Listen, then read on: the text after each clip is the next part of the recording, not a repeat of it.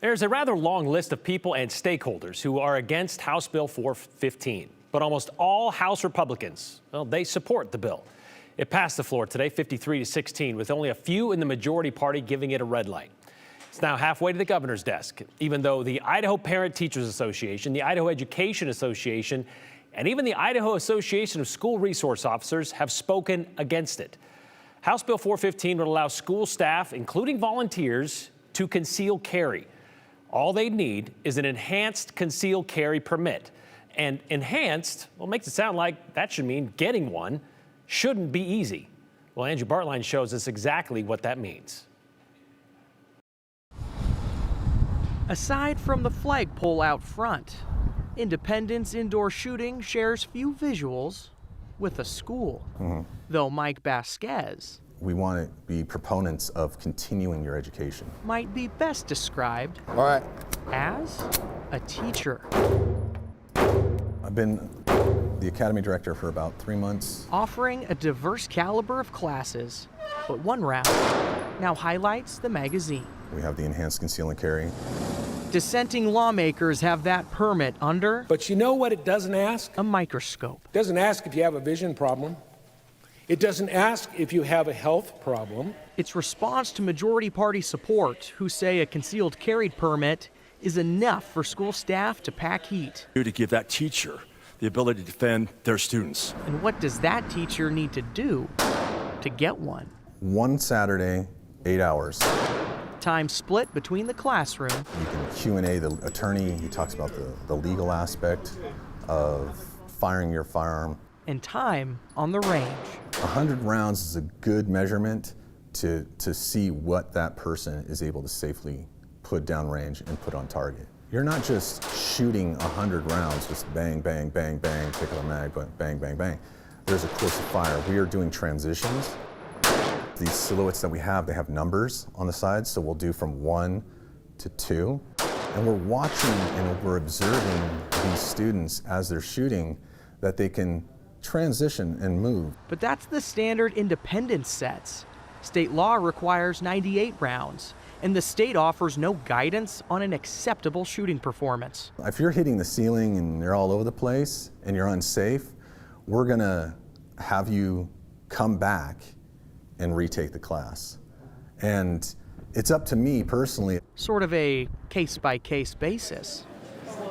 It's the same way Idaho school districts already manage guns on campus. Some of our school districts, I'm informed, already have gun policies, but they have a lot more stringent policies than this bill. We put that as a minimum standard. A lowered minimum, and it would overwrite current standing local policy. One of them I heard about in northern Idaho has 40 hours of training. Everybody that's armed trains with the Sheriff's Department. It is my sincere hope that it doesn't dilute or compromise what is already happening for good in our local districts. It's what everyone agrees on. The training should be continuous. Come back, take defensive pistol, take other courses, continuing your education, because this is a perishable skill. But this bill just doesn't mandate that maintenance, and schools could not force a teacher to do any more than the minimum. When I was in law enforcement, every 6 months we had to re-up and re-qualify our firearms. Both sides want to keep our kids safe. I think this is a great opportunity to close that critical gap. They just disagree on how to get there. You know, there once was a time when the Republican Party supported local control, and I think today would be a great day to get back to those roots.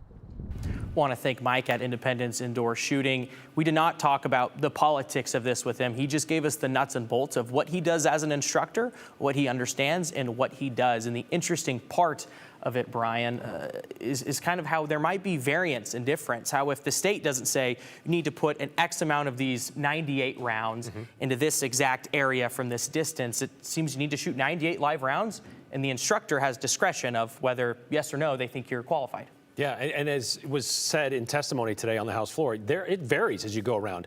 I called up to North Idaho Grangeville, and they do have a pretty rigid requirement when it comes to training because they have this policy in their school district. And state law would step on that and establish a minimum line. And if the school wants to do more than that, right, well, they couldn't force it. They could say, we really want you to do this training with the sheriff, I don't have to. State law says so. That's a good point. Okay, so training or lack thereof, that low threshold that we've been talking about, it was a serious concern for several lawmakers today on the House floor, something they made clear before casting their vote.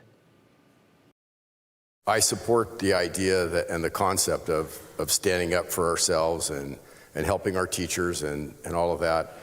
But my real concern is that we're not authorizing and really demanding the training. I'm going to support this bill. I feel like I have to, because I believe in the philosophy of what the representative is trying to do here. But I think we need more. More training is what he's talking about. But both Representative Sauter and Cheatham voted yes on this bill, despite their serious concerns, because, as you just heard, they felt like they had to. How much does this have to do with what Representative Heather Scott said on the floor earlier this week, talking about the mandatory minimum bill? That it's an election year, and none of them wanted to be publicly labeled something they're not, belittled because of how they vote on a bill. Like a no vote on this bill, on 415, would garner a social media campaign of, quote, Representative Cheatham chose to not protect kids in school, end quote.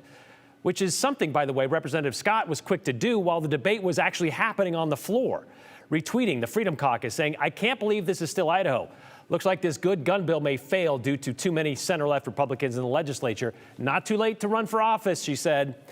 Okay, so not sure if her shaming played a part or not in the vote. Obviously it didn't. And then there was the financial side of this bill that we noticed, something Representative Greg Lanting from Twin Falls asked about of the bill's sponsor. Did you have any conversations with school boards and superintendents concerning their insurance situation should this bill pass? Down 14. I heard discussions on that, and that sounds like a gun control kind of back chatter. I think that's a little ESG. You better do what we say or we're going to punish you. I heard that, and I don't believe that to be true. I want to see that proven. I have not seen that so. I did ask my district. I only have one district in one school district in my district. That's Twin Falls School District. They did ask their insurance company, and their insurance company was unequivocal. They will be dropped if this bill passes. And that's true. We called the Twin Falls School District, and they told us they just had a meeting on Monday with their insurance carrier, knowing how this bill is advancing through the State House. And the district told us their carrier considered this a, quote, program disqualifier.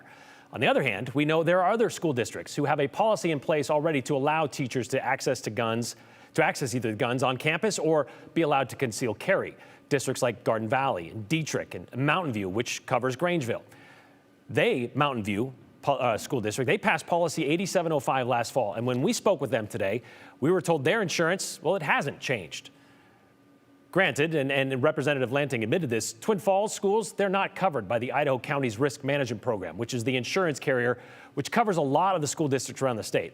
In fact, ICREMP covers 166 school districts, which includes both public and charter schools and 3 community colleges. They told us today they're aware of this proposed legislation, but they are monitoring it. Just no coverage decisions have been made yet. Okay, so Joe, you spoke to the state superintendent today, kind of about this, about a bunch of stuff, but this in particular, she had an opinion on this as well. Yeah, she did, and she is a very big on local control, but here, let's take a look at what she had to say.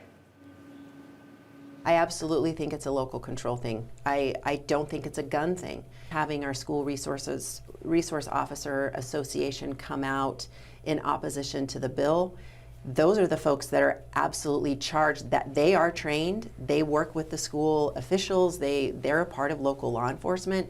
That gave me a little bit of pause. Everyone has important opinions, but when you get certain segments of people like SROs, you stop and say, okay, well, let's listen to what they're saying. So a lot of conversation going on with us in terms of the guns, Brian, but another